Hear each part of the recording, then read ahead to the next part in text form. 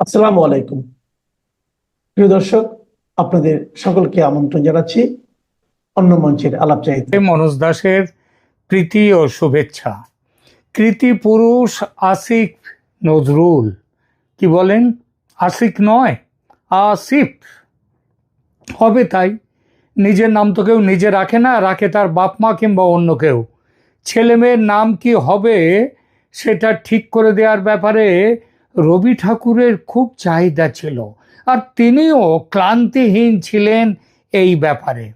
তবে সবার তো আর রবি ঠাকুর অবধি দৌড় থাকে না। তাছাড়া এই ধরাধামে তার সৃষ্টি প্রবলভাবে বিদ্যমান ঠিকই, তবে তিনি গত হয়েছেন বহু বছর আগে। তাই আমজনতা নিজেরাই তাদের পুত্র কন্যাদের নাম দিচ্ছেন, নাম দেন। আর এই নাম দিতে গিয়ে অনেকেই কানা ছেলের নাম পদ্মলোচন দিয়ে ফেলেন।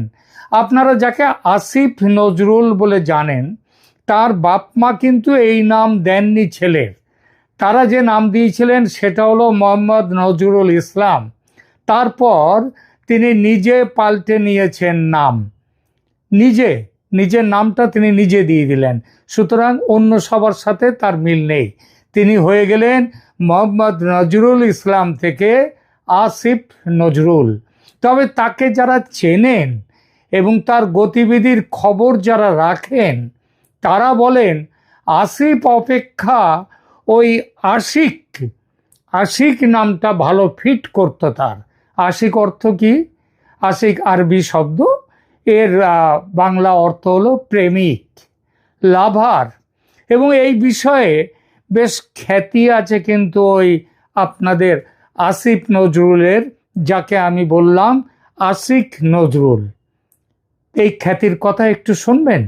শুনুন তার ক্যাসানোভা ইমেজের একটু বিবরণ। শুভেচ্ছা বন্ধুরা। শুনুন। আসিফ নজরুল ও সম্রাট শাহজাহানের প্রেম কাহিনী। জনপ্রিয় ঔপন্যাসিক হুমায়ুন আহমেদের প্রথম স্ত্রীর মেজো মেয়ে শিলা আহমেদ অন্তর্বর্তীকালীন সরকারের উপদেষ্টা আসিফ নজরুলের তৃতীয় স্ত্রী এবং আসিফ নজরুল শিলা আহমেদের দ্বিতীয় স্বামী। আপনারা যারা বিপ্লবের রোমান্টিসিজমে ভুগছেন, পোস্ট জিতছেন, আসিফ নজরুলের মতো পুরুষ বিয়ে করা উচিত, তাদের জন্য কিছু কথা এখানে বলতে হচ্ছে। আসিফ নজরুলের প্রথম স্ত্রী ছিল তার ছাত্রী অদিতি। শিক্ষক আসিফের বই পড়ে ওই ছাত্রী প্রেমে পড়েছিল। তারপর ছাত্রীর সাথে অনৈতিক কর্মকাণ্ডে জড়িয়ে পড়েন তিনি। অবশ্য বিয়ে করেছিলেন ছাত্রীকে, কিন্তু সেই সংসার বেশি দিন টেকেনি। তারপর 2004 সালে অভিনেত্রী রোকেয়া প্রাচীকে দ্বিতীয় বিয়ে করেন। সেই ঘরে একটি কন্যা সন্তান আছে, নাম রিমঝিম। এর মাঝে শিলা আহমেদের সাথে প্রায় 12 বছর ধরে তার পরকীয়ার গুঞ্জন শোনা যেত। তখন শিলা আহমেদও বিবাহিত। খুব ধুমধাম করে শিলা আহমেদ তার বন্ধু অপুকে বিয়ে করেছিল। সেই ঘরে শিলার একটি 4 বছর ও একটি 2 বছরের কন্যা সন্তান আছে। কিন্তু সব গুঞ্জনের অবসান ঘটিয়ে আসিফ নজরুল 2013 সালে রোকেয়া প্রাচীকে ডিভোর্স দিয়ে তার চেয়ে 18 বছরের ছোট শিলাকে বিয়ে করেন। কাজী অফিসের ছবি ভাইরাল হওয়ার পর সবাইকে বিয়ের খবর জানিয়েছেন বিয়ের 2 মাস পর। তখন আর মানুষের বুঝতে বাকি রইল না সেই পরকীয়ার গুঞ্জন তবে সত্যিই ছিল। এই বিয়েতে শিলার পরিবারের কেউ খুশি ছিল না। পরকীয়া করে বাবার বয়সী আসিফ নজরুলকে বিয়ে করাই রোকেয়া প্রাচী এই ধোঁকা মেনে নিতে না পেরে ভেঙে পড়েছিলেন। শুনলেন? এবার আসা যাক এই খ্যাতিমানের চরিত্রের অন্য দিকগুলো নিয়ে দু চার কথা বলি। একদা তিনি ছিলেন শেখ মুজিবের গুণমুগ্ধ। মুজিবুর রহমানকে যুগপুরুষ মানতেন এবং শেখ হাসিনাকে তিনি অকুণ্ঠ ধন্যবাদ জানিয়েছিলেন যে যখন শেখ হাসিনা তার বাবার সম্পর্কে লেখেন, এবং সেই লেখাটা নিয়ে একেবারে উচ্ছ্বসিত হয়েছিলেন এই আসিফ নজরুল।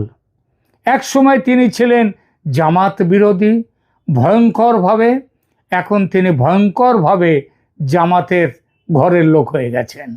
শুনুন তার কেচ্ছা, তার রাজনৈতিক এবং অন্যান্য যে কেচ্ছাগুলো আছে তার কথা একটু শুনুন, ছিলেন হিরো, হয়ে গেছেন জিরো। মাত্র 1 বছরের ব্যবধানে আসিফ নজরুল অনেকের চোখে প্রশংসিত থেকে ঘৃণিত হয়েছেন। কারণ একটাই, তিনি এক এক সময় এক এক রকম কথা বলেন। শেখ হাসিনা ও তার সরকার যে জঘন্য অপরাধ করে গেছে, এমন অপরাধ ৭১-এ মুক্তিযুদ্ধের সময় সংগঠিত হয়নি। বক্তব্যটা আসিফ নজরুলের। আসিফ নজরুলকে যারা চেনেন তারা ভালো করেই জানেন, একসময় তিনি রাজাকার বিরোধী ঘাতক দলের নির্মূল কমিটিতে ছিলেন। ১৯৮৯ সালে বিচিত্রায় দেলোয়ার হোসেন সাইদিকে নিয়ে তার সাইদি সমাচার, একজন ধর্ম ব্যবসায়ীর উত্থান শিরোনামের প্রতিবেদনটির কথা মনে আছে। অথচ পরবর্তীতে সেই আসিফ নজরুল খোলস পাল্টে ভিন্ন পথে হেঁটেছেন। যুদ্ধাপরাধীদের সর্বোচ্চ শাস্তির দাবিতে শাহবাগ আন্দোলনকে তিনি ন্যায় বিচারের পরিপন্থী বলেছেন। সবশেষ হাসিনা সরকারের অপরাধকে মুক্তিযুদ্ধে পাকিস্তানি বাহিনীর বর্বরতার সাথে তুলনা করে তিনি সমালোচিত হয়েছেন। চাপের মুখে দুঃখ প্রকাশ করেছেন ঠিকই, তবে আসিফ নজরুলের এমন দ্বিচারিতা নতুন কিছু নয়। সুবিধা যেদিকে, আসিফ নজরুলও সেদিকে। শেখ হাসিনা সরকার পতনের আগে আসিফ নজরুল এক বক্তব্যে ২৬ লক্ষ ভারতীয় নাগরিক বাংলাদেশে চাকরি করে বলে দাবি করেছিলেন। কিন্তু অন্তর্বর্তী সরকার ক্ষমতায় আসার পর উপদেষ্টা হয়ে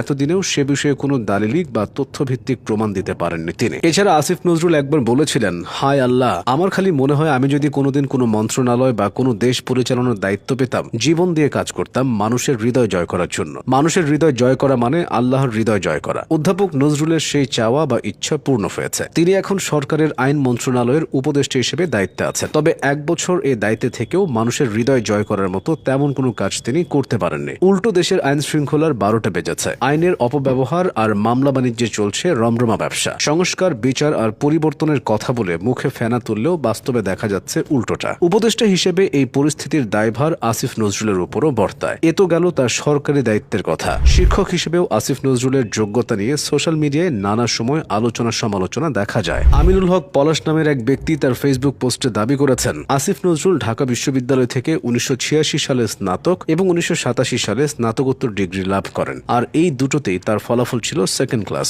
বিশ্ববিদ্যালয় জীবন শেষ করে তিনি সাপ্তাহিক বিচিত্রায় সাংবাদিক হিসেবে যোগ দেন। তখন ঘাতক দালাল নির্মূল কমিটির শাহরিয়ার কবির ছিলেন পত্রিকাটির সম্পাদক। তারপর অধ্যাপক নজরুলও সেই কমিটিতে যুক্ত হন। তাকে ঘাতক দালাল নির্মূল কমিটির দাপ্তরিক কাজ সামলানোর দায়িত্ব দেওয়া হয়। আমিনুল হক পলাশ নামের জনৈক ওই ব্যক্তি আরও লিখেছেন, সারা দেশ থেকে সংগৃহীত যুদ্ধাপরাধের প্রমাণ সম্বলিত সকল তথ্যাদি কম্পাইলের দায়িত্ব ছিল আসিফ নজরুলের উপর। কিন্তু যুদ্ধাপরাধের প্রমাণ সম্বলিত সংগৃহীত সকল ডকুমেন্ট আসিফ নজরুল তুলে দেয় ঢাকা বিশ্ববিদ্যালয়ের আইন বিভাগের তৎকালীন প্রধান এরশাদুল বারীর হাতে। পলাশের মতে এভাবেই আসিফ নজরুল ঢাকা বিশ্ববিদ্যালয়ের শিক্ষকের পদ বাগিয়ে নেন। আর শিক্ষক হবার পরপরই কমনওয়েলথ স্কলারশিপ নিয়ে তিনি পড়তে যান যুক্তরাজ্যে। অথচ তখনও তার বিরুদ্ধে রাষ্ট্রদ্রোহ মামলা চলমান। পরবর্তীতে আসিফ নজরুল ধীরে ধীরে তার আগের অবস্থান থেকে সরে আসেন। ২০০৯ সালে আওয়ামী লীগ নেতৃত্বাধীন মহাজোট সরকার যুদ্ধাপরাধীদের বিচার কাজ শুরু করলে আসিফ নজরুল টেলিভিশন টকশোতে সেটা নিয়ে বিভিন্ন বিতর্কিত মন্তব্য করেন। লেখক হিসেবেও আসিফ নজরুলকে নিয়ে বিতর্কের জায়গা আছে। তার লেখা প্রথম উপন্যাস ক্যাম্পাসের যুবকে তিনি তিন্নি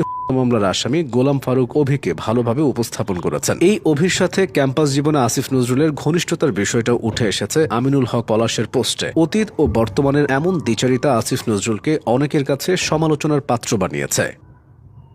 শুনলেন, একটা মানুষ কতটা নিকৃষ্ট হলে ৭১-এর পাকিস্তানি বাহিনীর অত্যাচারের চেয়ে হাসিনার আমলের অত্যাচারকে ভয়ঙ্কর বলে, আবার পরে দুঃখ প্রকাশ করলেই কি সেই অপরাধ কমে? সেই কথা আছে না, গরু মেরে জুতো মেরে গরু দান। আইন উপদেষ্টা হয়ে হাসিনা বিরোধী যত অপকর্ম করছে অন্তর্বর্তী সরকার, তার সব মন্ত্রণা কিন্তু এই লোকটার। ওই যে crime tribunal, international crime tribunal, যেটা শেখ হাসিনা তৈরি করেছিলেন যুদ্ধ অপরাধের, ৭১-এর মুক্তিযুদ্ধের অপরাধীদের বিচারের জন্যে, সেই ট্রাইব্যুনালের নিয়ম কানুন সব নিজের মতো করে পাল্টে দিয়ে তিনি তার মধ্যে যোগ করে নিয়েছেন এবার হাসিনাকে এই জুলাই আন্দোলনের, গত বছর জুলাই অভ্যুত্থানের বিচার সেই আইনের দায়রায় নিয়ে এসছেন। এই হচ্ছেন এই আসিফ নজরুল।